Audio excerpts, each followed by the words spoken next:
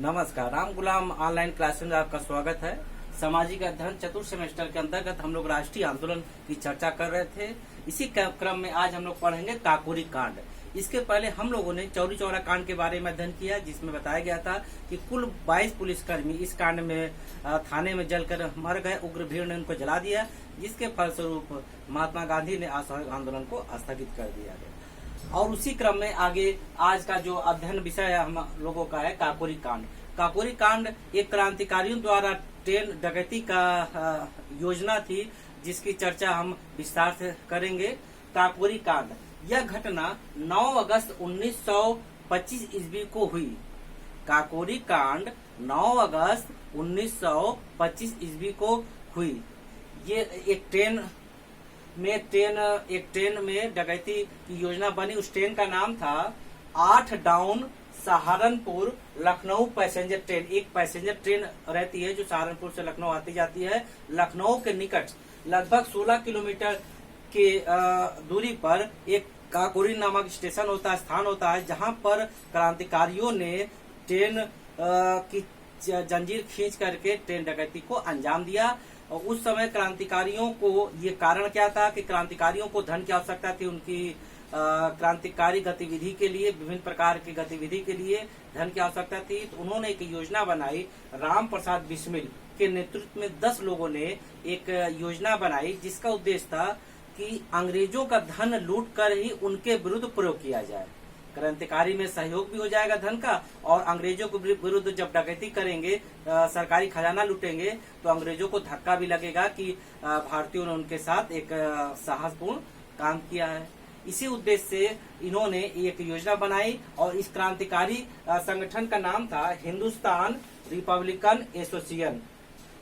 Hindustan Republican Association, जिसको short name HRA Hindustan Republican Association के नाम से जानते हैं। इस के 10 सक्रिय सदस्य ने एक योजना बनाई कि ट्रेन की डकैती करेंगे और सरकारी खजाने को लूटेंगे।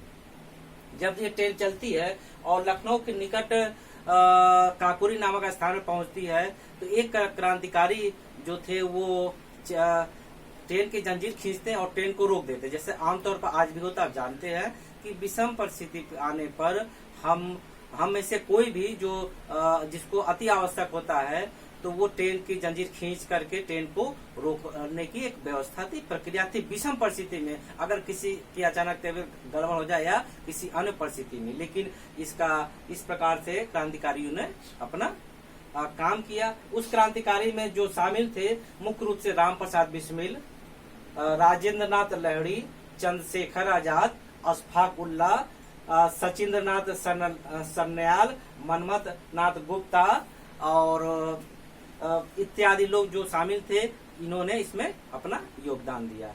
और जब ट्रेन रुकती है तो इनका मुख्य उद्देश्य होता है ट्रेन में जो सरकारी धन जा रहा है उसको लूटना, ना कि किसी यात्री को नुकसान पहुंचाना। इसके पहले उन्होंने अपने क्रांतिकारी धन के लिए अमीरों लोगों को समय समय पर थोड़ा बहुत कुछ आर्थिक मदद लिए थे, लेकिन अब उनको ये लगने लगा था कि सरकारी धन लूटा जाए तो ज्यादा बेहतर होगा और अंग्रेजों के लिए एक साहस का काम होगा, जिससे अंग्रेजों को बड़ा धक्का लगेगा।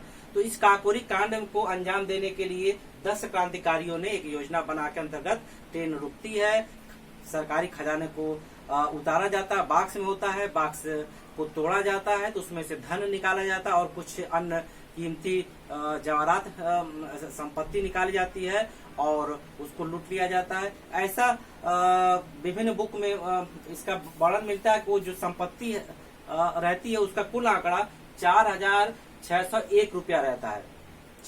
4601 रुपया संपत्ति को ये लूटते हैं, कुछ अन्य कीमती सामान को लूटते हैं और लूट करके वो इस घटना को अंजाम देते हैं।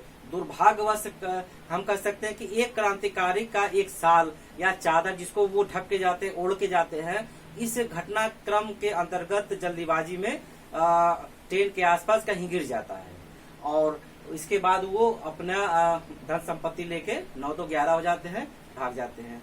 फिर उसके बाद जब अंग्रेजों को पता चलता है तो अंग्रेज आते हैं, उस स्थान का मुआयना करते हैं और दुर्भाग्य से क्रांतिकारियों का जो 1 साल या चादर का शक जिसको ढक के जाते हैं, वो छुपा के जाते हैं, वो मिलता है। और उस समय भी व्यवस्था थी, आज भी व्यवस्था है कि जो धोबी लोग होते हैं, अगर आप धोबी को धुलने देते हैं तो वो अपना एक मार्क, एक निशान लगाते हैं, जो हर धोबी का अपना अलग होता है। तो उस अंग्रेजों को वो साल मिला तो उसमें धोबी का निशान मिला, तो उसके जरिए वो धोबी तक पहुंच करके क्रांतिकारियों तक पहुंचने में सफल हुए। और कहीं कहीं ये भी जिक्र मिलता है कि कोई गद्दार जो क्रांतिकारियों की सूचना अंग्रेजों को दे दिया, जिसके फलस्वरूप इन लोगों को अंग्रेज ने पकड़ लिया। इस प्रकार हम देखते हैं कि इस घटना का जो उल्लेख होता है एक ट्रेन डकैती के रूप में होती है, और इन लोगों को पकड़ करके 10 लोगों शामिल होते हैं, जबकि इस अंग्रेजों द्वारा इस हिंदुस्तान रिपब्लिकन एसोसिएशन पार्टी के 40 लोगों को गिरफ्तार किया जाता है, अन्य लोगों को सजा दी जाती है, जिसमें मुख्य रूप से 4 लोग जो थे, राम प्रसाद बिस्मिल, राजेंद्र नाथ लहड़ी, अशफाकुल्ला और रोशन सिंह को फांसी की सजा दी जाती है। जबकि रोशन सिंह उस समय उस ट्रेन डकैती में शामिल नहीं रहते, लेकिन वो क्रांति दल के नेता रहते हैं। अंग्रेजों को तो सिर्फ अपना बात पूरा करना होता है, शोषण करना होता है, इसलिए उन लोगों को सजा देते हैं, फांसी की सजा। और बाकी सचिंद्र नाथ सन्नायल जी को काला पानी की सजा देते हैं। बाकी जो अन्य लोग होते हैं उनको 5 साल से 10 साल के बीच में विभिन्न सजा दी जाती है। और ये जो सजा होता है और ये जो घटना क्रम का मुकदमा होता है वो लखनऊ में चलता है लगभग 10 महीने, लगभग 10 माह तक मुकदमा चलता है, जिसमें लास्ट में जो डिसीजन होता है कि इन 4 लोगों को, राम प्रसाद बिस्मिल, राजेंद्र नाथ लहड़ी, अशफाकुल्ला खां और ठाकुर रोशन सिंह को फांसी की सजा दी जाए। और चंद्रशेखर आजाद भी इस क्रांति दल में शामिल होते हैं, लेकिन संजोग से वो उनके हाथ नहीं आते हैं, वो वहां से फरार हो जाते हैं, निकल जाते हैं। और जब सचिन नाथ सन्याल जी को काला पानी की सजा दी जाती है, तो काला पानी का नाम आप लोग अवश्य सुने होंगे, अगर इतिहास या सामान्य ज्ञान आदि का अध्ययन करते रहे होंगे। तो काला पानी का एक ऐसा सजा होता था जो बहुत ही कष्टकारी सजा होता था, जो भारत से दूर, भारत के अंतर्गत जो केंद्र शासित प्रदेश है अंडमान निकोबार द्वीप समूह, आप नाम सुने होंगे, जो भारत की सीमा से बीच में जो हजारों किलोमीटर की दूरी है समुद्र की, वो पार करके जाना पड़ता है। बीच में टापू है और उसके चारों ओर पानी है। अंडमान निकोबार जो द्वीप समूह में जो काला पानी की सजा दी जाती थी, वहाँ जेल था अंडमान निकोबार द्वीप समूह के पोर्ट ब्लेयर के पास, राजधानी के पास। उसमें एक ऐसी व्यवस्था थी, चारों तरफ पानी था क्योंकि टापू था, उसमें एक जेल थी, उस जेल को काला पानी की सजा कहा जाता। क्यों? क्योंकि जिन कैदियों को या जिन क्रांतिकारियों को अंग्रेज वहां भेजते थे, उनको विभिन्न प्रकार से यातना दी जाती थी। और उसकी विशेषता ये थी कि वो इस प्रकार से बनाया गया था कि प्रत्येक व्यक्तियों को, कैदियों को अलग अलग एक सेल में, एक कोठरी में रखा जाता था कि वो आपस में किसी से ना बात कर पाए, ना मिल पाए। जैसे एक कैदी के लिए एक कोठरी, दूसरी कैदी के लिए दूसरी कोठरी की व्यवस्था की गई थी। और भागने का कहीं कोई चांस नहीं था। अगर कल्पना कीजिए कि किसी आतंकवादी, किसी क्रांतिकारी को छोड़ दिया जाए या मौका मिले भागने का, तो कैसे भागेगा? अंडमान निकोबार से आने के लिए बीच में लगभग 1000 किलोमीटर से अधिक की दूरी थी। अब समुद्र में कोई 1000 किलोमीटर या कई सौ किलोमीटर बिना रुके तैरना संभव नहीं है। अगर संभव भी है तो जैसे पैदल आदमी कहीं जाता है, थक जाता, रुक जाता। समुद्र में जब लगातार तैरेगा, थकेगा, रुकेगा तो कहाँ रुकेगा? रुकने कोई साधन नहीं। और जल में भयानक जलजीव भी रहते हैं, वो भी उनको अपना भोजन बना सकते हैं।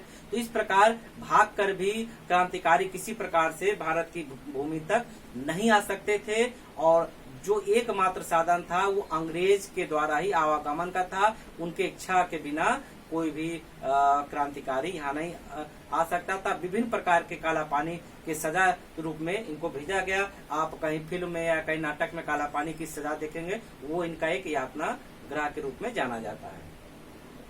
और 10 साल मुकदमा चलने के बाद जब राम प्रसाद बिस्मिल जी को गोरखपुर में फांसी दी गई, आपको पता होगा, नहीं तो पुनः हम बता दें कि गोरखपुर के लिए ये आजादी के दीवानों का एक सम्मान कह सकते हैं कि राम प्रसाद बिस्मिल को गोरखपुर में जो जेल में फांसी की सजा दी गई। और 19 दिसंबर 1927 को राम प्रसाद बिस्मिल जी को 19 दिसंबर 1927 ईस्वी को गोरखपुर जेल में फांसी की सजा दी गई, जिसके कारण आज भी उस स्थान को एक दर्शनीय स्थल, एक स्मारक के रूप में देखा जाता है। और ये गोरखपुर के इतिहास में नहीं बल्कि जब क्रांतिकारियों के इतिहास में या पूरे भारत के इतिहास में जब चर्चा की जाएगी इस काकोरी कांड की, तो इन अमर शहीदों को सत सत नमन करते हुए हमारा सीना गर्व से चौड़ा हो जाएगा कि ये अमर शहीद जो देश के लिए मर मिटे, देश के लिए बलिदान हो गए, वो भी हमारे देश के थे,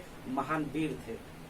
और जब बिस्मिल पकड़े गए तो अंग्रेज ने उनसे पूछा कि आजाद जो बच के निकल गए थे, चंद्रशेखर आजाद जी, कि आजाद कहाँ है, वो कैसे मिलेंगे, बताओ तो तुमको कुछ हम छूट दे देंगे इत्यादि लालच दिए। लेकिन राम प्रसाद बिस्मिल ने कहा कि आजाद तो आजाद थे, आजाद हैं और आजाद रहेंगे, आपको आजाद कभी नहीं मिलेंगे।